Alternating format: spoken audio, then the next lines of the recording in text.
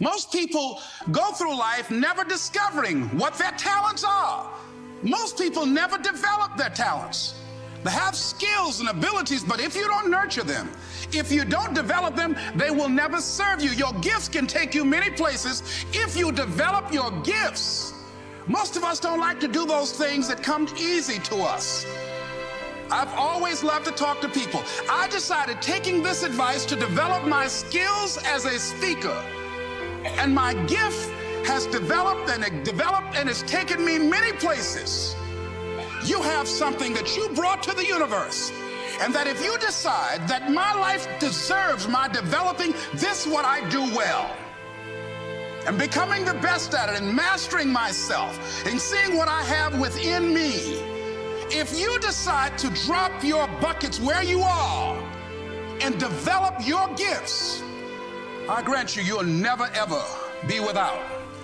I grant you that your gifts will take you places that will literally amaze you. I grant you that if you begin to work to develop your gifts, you'll develop a strong sense of happiness. You'll get a larger vision of yourself, because part of beginning to get a larger vision of yourself, all of us need some area of our lives where we can have a feeling of competence. That people know when they think about this area, that's something you do. That you eat and sleep that, and that you do that, and people know it, and you know it, and you know that you know this. If you don't know anything else, you know this. Can you tell I know what I'm doing? Oh, hell no. You know this. So you've got to work on it. When other folk are having a good time, you've got to have the strength of character to concentrate, to read, to digest information.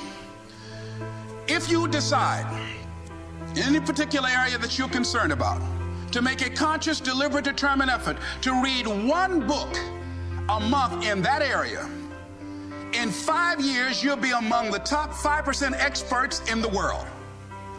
I read a minimum of 2 books a week. The average American reads only 1 book a year.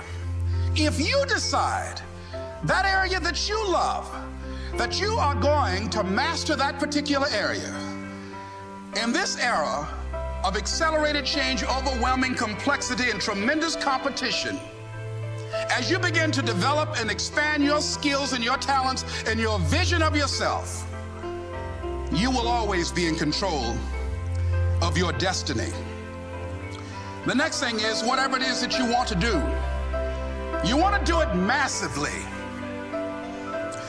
I have a friend who was telling me that his sales were down. I said, well, how many phone calls you make a day? He said, 25. I said, double them. Make 50 or 75 or 100. He said, oh man, that's just too much. I said, what do you mean too much? You behind on your bills? You talking about too much? You know one way to get back on your feet real quick is to miss 2 car payments? You talking about you're tired? There's no competition out here. Decide that you're going to push yourself. Most people won't do that. Most people give up on themselves easily. You know the human spirit is powerful.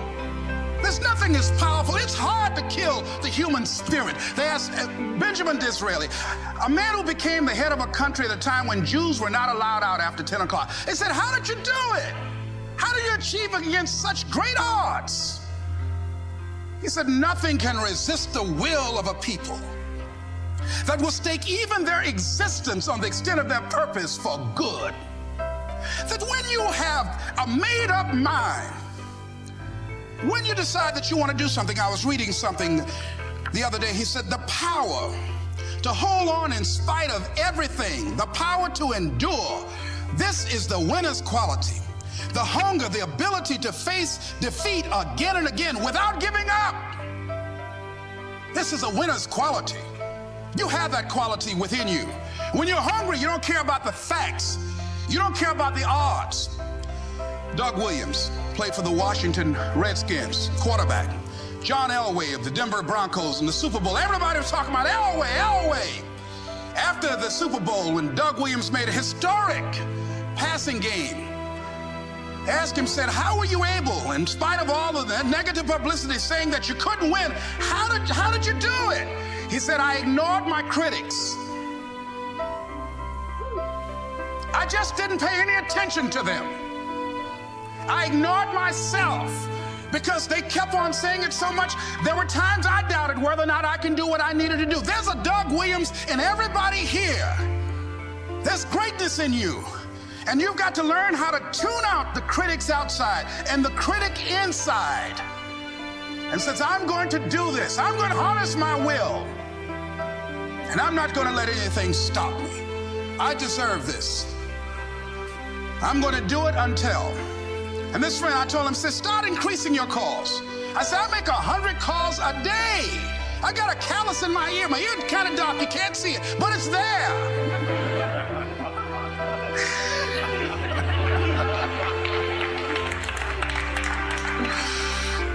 His sales have increased. He's working harder now.